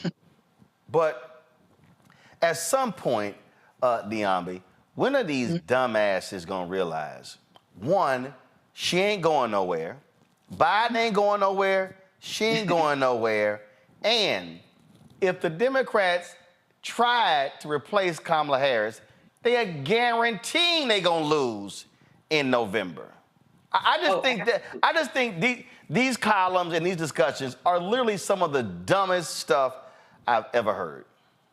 Well, listen, I just think it's just so cavalier how people feel like they can just tell a Black woman what she ought to do, that she should not aspire to be anything, she shouldn't have ambition, she should step aside, because certainly the same thing was said to her when they were running the first time, that she shouldn't be the pick, that she should, go to be a Supreme Court justice, do something else, don't do this.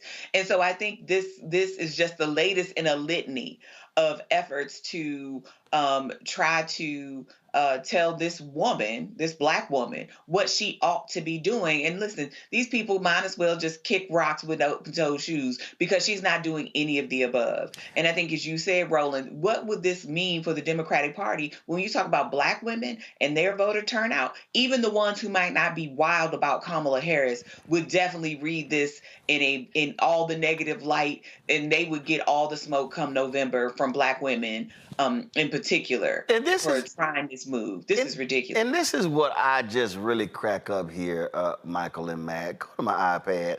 This is what she actually puts in the lead.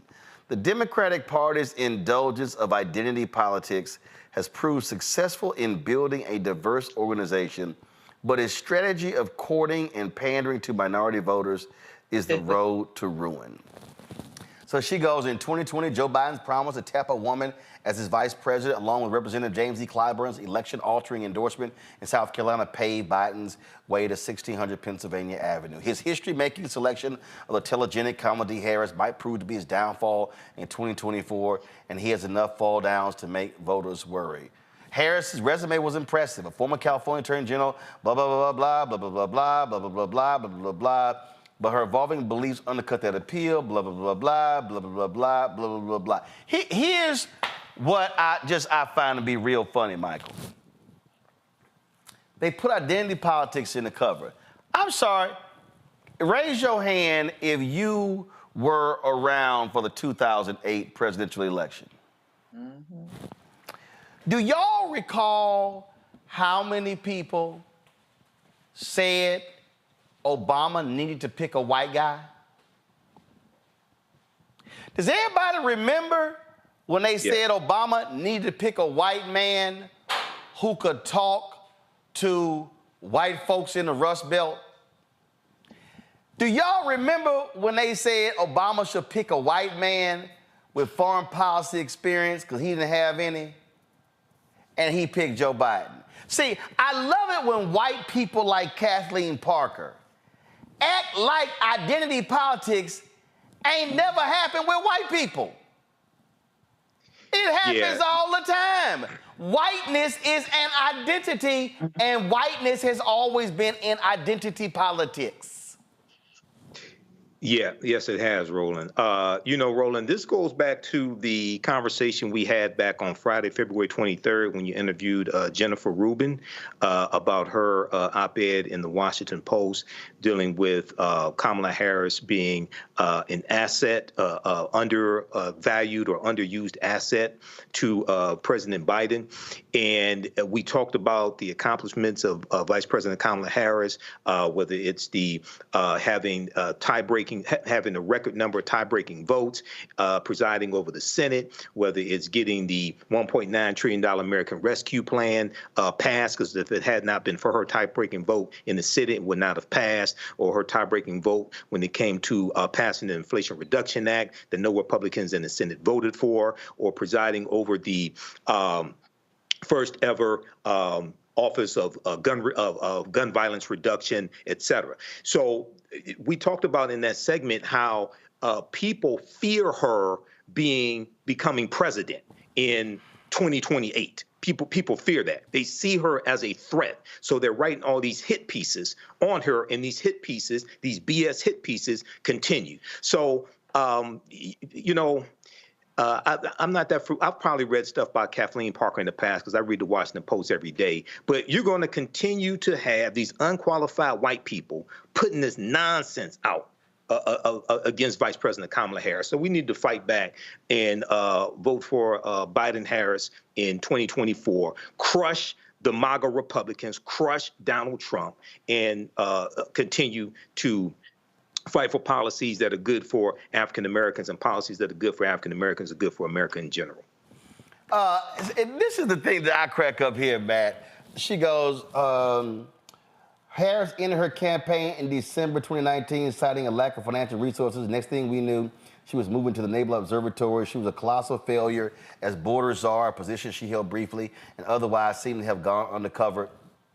Kathleen, are you that dumb? Are you that dumb? She writes, whatever the reasons, it is seen that Harris's role was to be quiet, lest she embarrass her boss with her sometimes inane, rambling remarks and a laugh that erupts from nowhere about nothing obvious to others.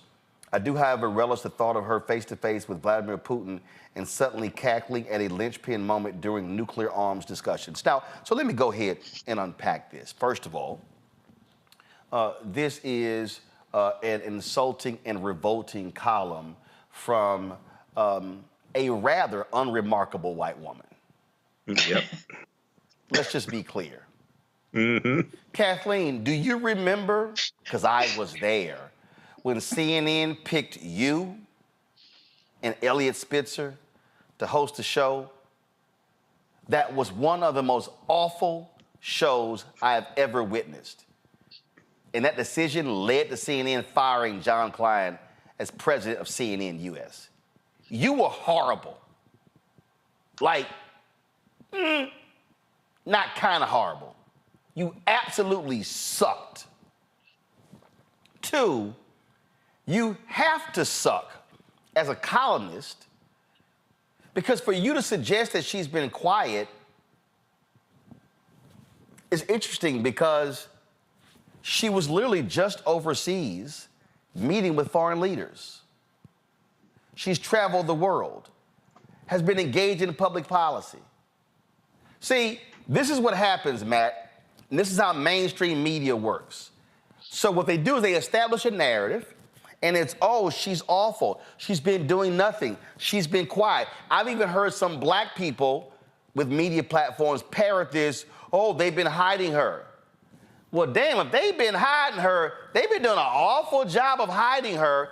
And second, here's the other deal. Don't nobody pay attention to the vice president. Obama never put Biden out as much as he does Harris. This is the crap that you keep seeing, because it is all about how do we keep tearing her down and to what Michael said, continue to reinforce the narrative that she's awful. And so what do you see right here? She writes in here, Every honest person knows he's not in top form. A recent New York Times poll found that 73% of registered voters believe Biden is too old, and blah, blah, blah, blah, blah. And then she goes, oh, at the start of Biden's term, I was pulling for Harris to do well. She had pizzazz and a reputation for being a tough prosecutor. She had moxie and swagger, and she leaned centrist. There was reason for hope, blah, blah, blah, blah, blah, and all this sort of nonsense. Her performance as second in command has been disappointing, to say the least. Americans have taken note. No, Kathleen. They've taken note because people like you keep writing the bullshit lies, and it creates the narrative that she's been missing in action and she's horrible when, again, oh, let's see. Biden under Obama. First of all, what the hell did Mike Pence do under Trump? What the hell? Okay, Cheney, we know the kind of power he had because Bush was portrayed as being stupid. What the hell do anybody remember? Really, the only thing that I can remember that Al Gore did as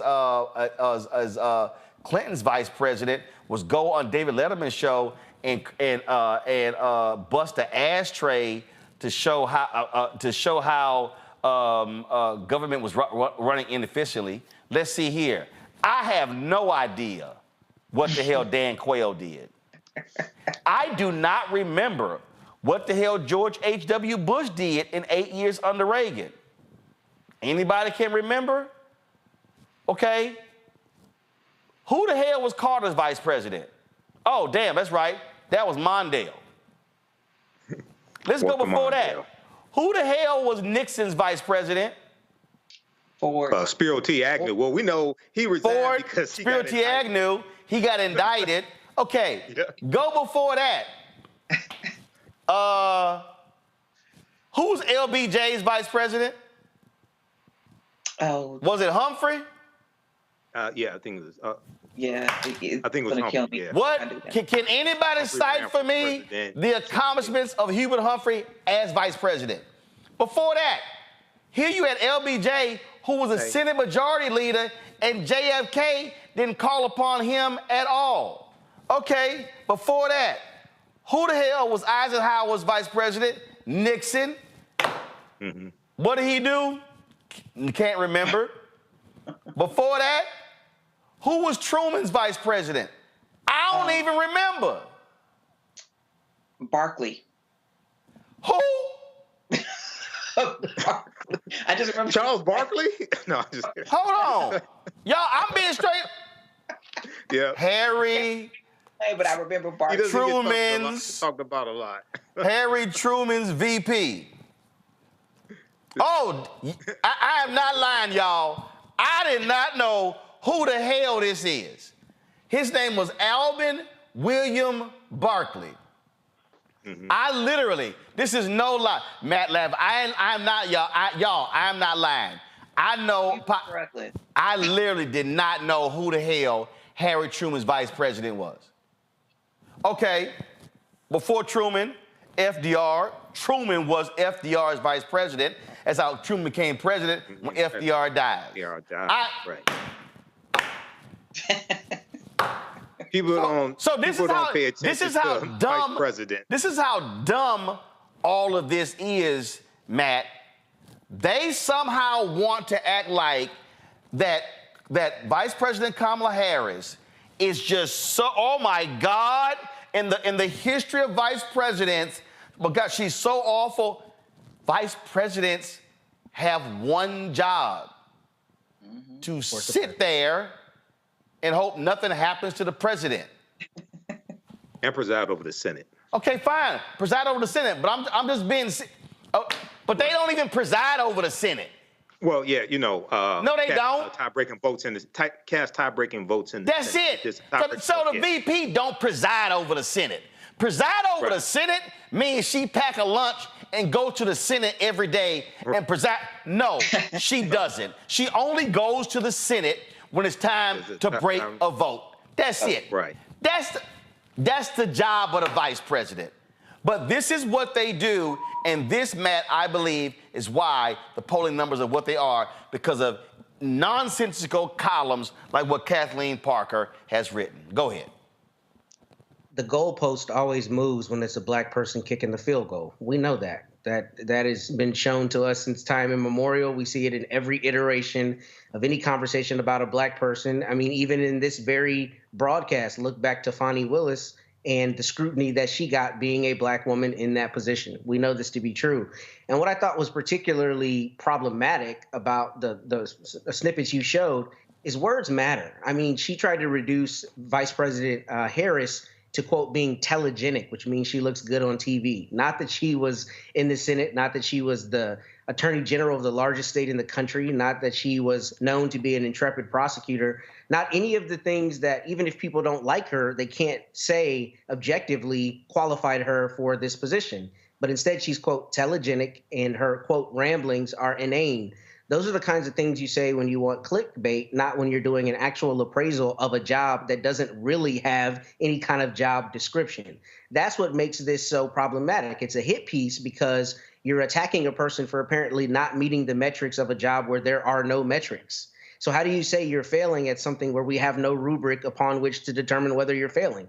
That is because you don't like the person in the post, and that's because you want to attack her as a woman, as a black woman, and as someone who is a part of this administration. So I think you've already covered it very robustly, but this is what we know to be the case. The goalposts always move when a black person is kicking the field goal. So let me just close this out very simply with this right here.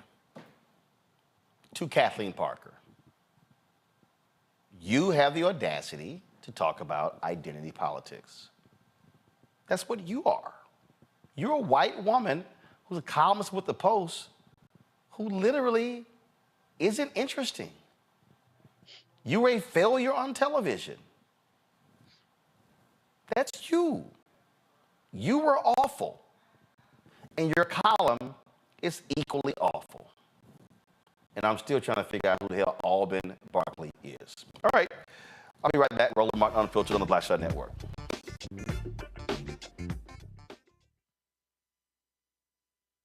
I need you to scream for your new beginning. 5, 4, 3, 2.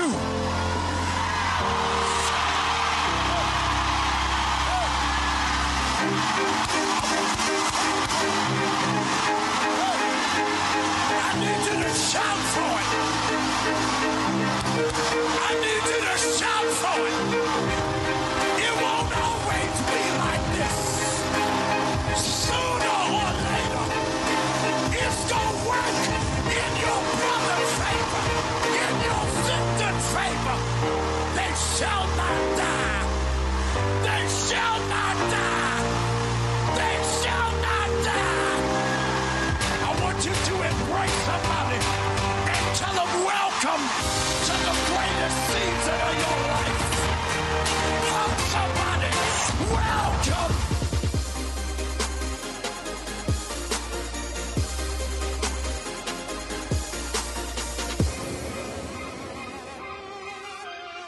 Hey, what's up, y'all? I'm Devon Franklin. It is always a pleasure to be in the house. You are watching Roland Martin Unfiltered. Stay right here.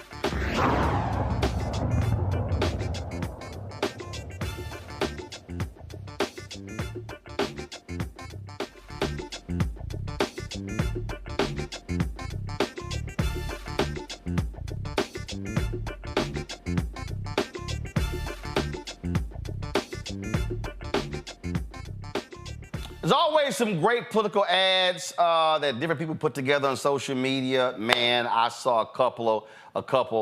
I do believe, oh my goodness, Democrats should be running this in every battleground state. This is a great one. Watch.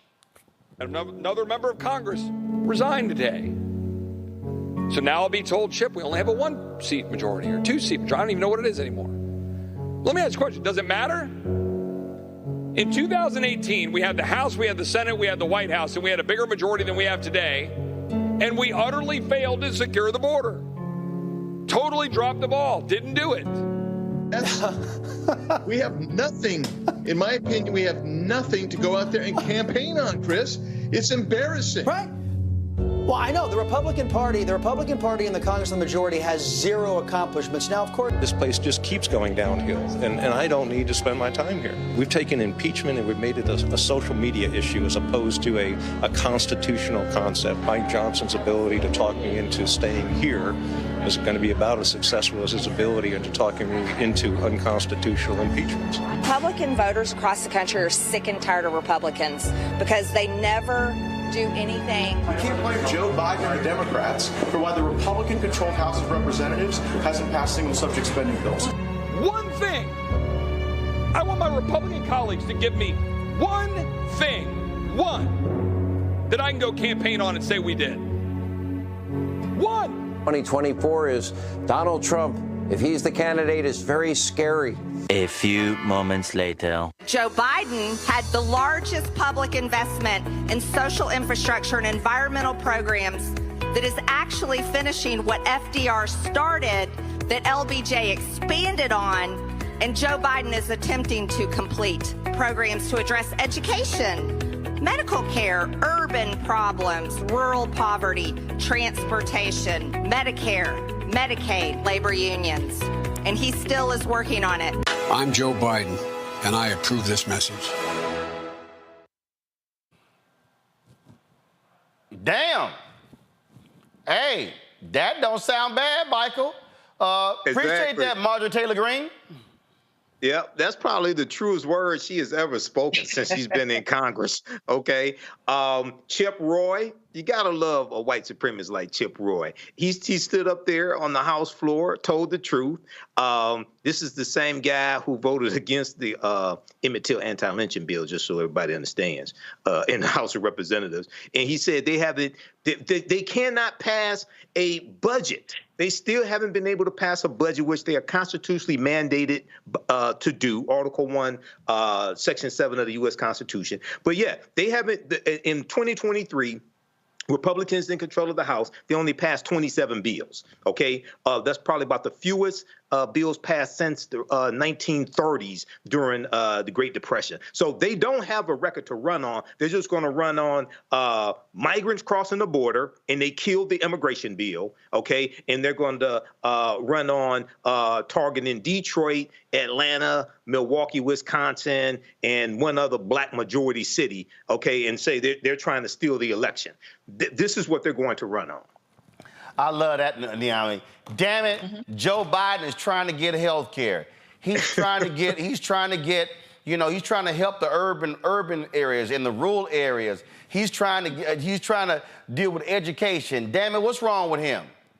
I mean, this is the same logic that they are using to oppose the expansion of the earned income tax credit. He's actually doing things that people want, that Americans are urging him to do, the things that people actually need. So, I mean, I love a little self-own moment. I don't know that Republicans ever really think about how crazy they sound when they say things like Joe Biden is expanding spending on infrastructure and investing in actual citizens. Because that's what the president is supposed to do. That's what they're actually there to do. But instead, they want to obstruct. And so I'm with you. I think this is the best ad that he could run, because Republicans are telling on themselves yet again that they are a do-nothing group of people whose only job is to expand misery and not actually come up with any real solutions to anything. I just thought that was just hilarious. I say run, let that video roll, Matt. Matt, you there? All right, Matt's video is freezing on us, so. Matt, did you unfreeze? He's still frozen.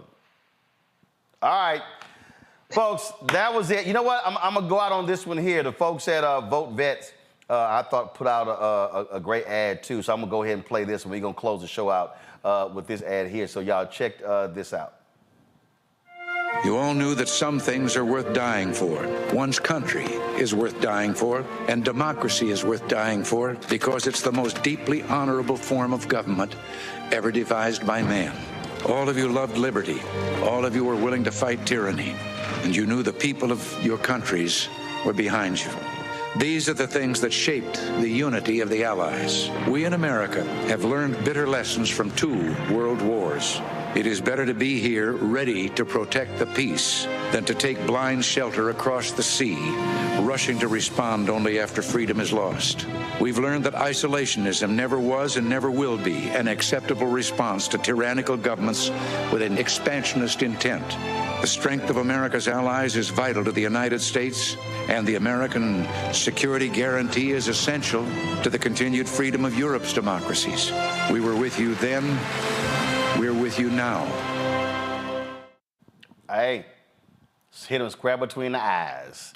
All right, folks, that's it. Niambi, Michael, Matt, I appreciate y'all being with me. Folks, I was supposed to be in L.A., but of course, my United flight, mechanical issue, so it was delayed, then it was canceled. So I'm on the 10:15 flight tonight, so I'm about to bounce out of here, get to the airport, and so I'll be broadcasting Monday and Tuesday from Los Angeles.